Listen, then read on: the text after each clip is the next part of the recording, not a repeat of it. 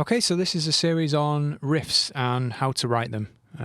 Every week we're doing a different topic, a different musical idea, and we're talking about how you can use it to make riffs, make metal riffs. So this week's topic is going to be, I'm going to call it phrases that don't easily fit into your bars.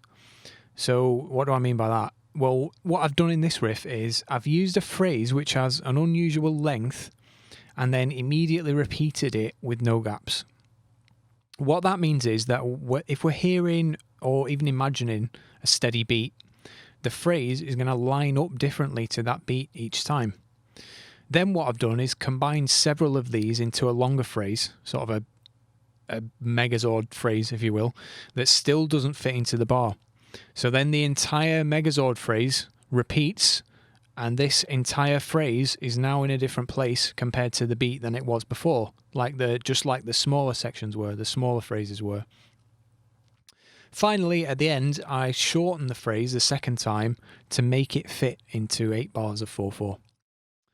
You don't have to do this, of course. I just like the kind of the push-pull effect. I think if you don't resolve your rhythmic dissonance for too long, then it just becomes too hard to follow and you don't have enough to grab onto for most contexts anyway. So that's what I did for this one. So to be more specific, we're in a triplet feel. So our bar of 4/4 contains 12 eighth note triplets. We could call it 12/8. That's probably just as valid, but I'm going to stick with 4/4. I prefer to think of it as 4/4 with triplets. So the phrase that I'm playing lasts for 13 eighth note triplets. It's one eighth note triplet longer than the bar. It's this phrase. 1,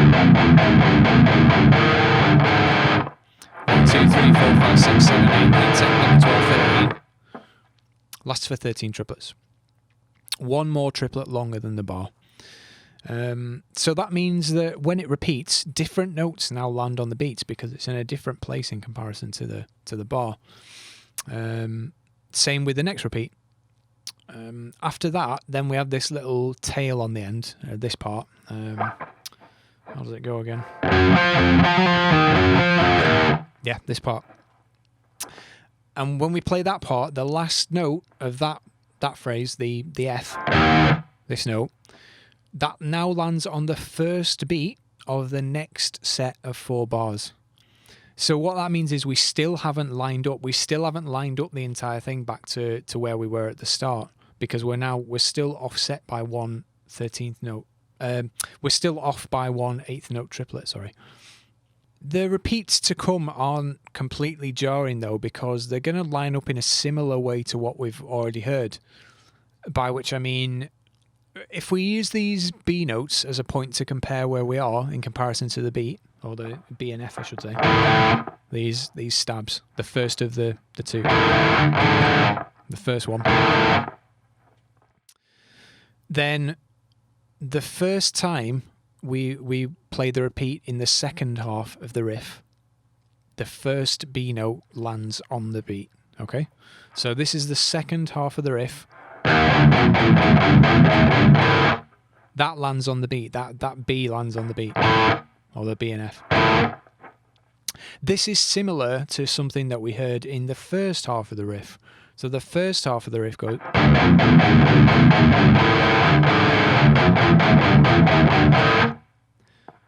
So that B note lands on the beat. The second repeat of the phrase, the second repeat of the shorter phrase, the same B lands on the same beat. So that means that the sound in the second half of the riff is gonna sound similar to how it sounded in the first half of the riff. It's not going to sound completely alien.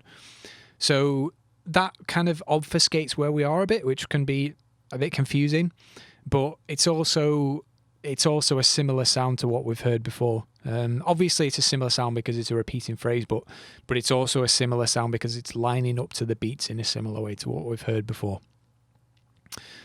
So that means your ear will kind of more readily accept it, I would say. It doesn't feel like completely new information.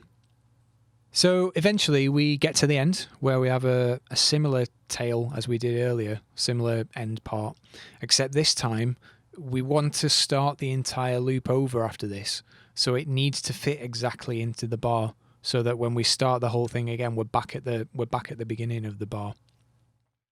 If you are writing something like this, an easy way to work out this part would be to just record what you've got so far.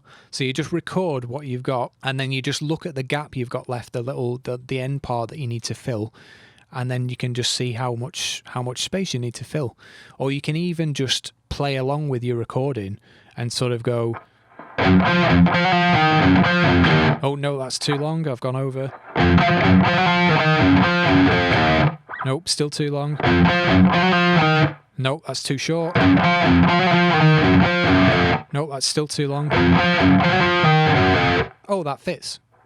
So you can just do it that way. You can just play along with it until you hit upon the right length. Is it worth the trouble to come up with something like this? Well, not necessarily, but it's important to note that once you've come up with the thing, you don't have to be doing any rocket science while you play it. You just memorize it, and that's it. You don't need to count. I'm not counting anything when I play this. I just know it goes bum bum bum bum bum bum bum bum banana and banana and bum bum bum bum bum bum bum banana and banana, and so on. I think you get a cool effect when you combine this sort of rolling rhythm thing with this kind of chuggy stuff. I was just doing these like chromatic falling fourths, or inverted power chords if you prefer to think of it that way, along with these B and B flat tritone stabs. There's not really any particular key or scale. It's just a sort of murky distortion chug swamp. To me, the sound and the rhythm together make this sort of lumbering zombie flavour. I really like it. Maybe it should have been slower actually for maximum zombie.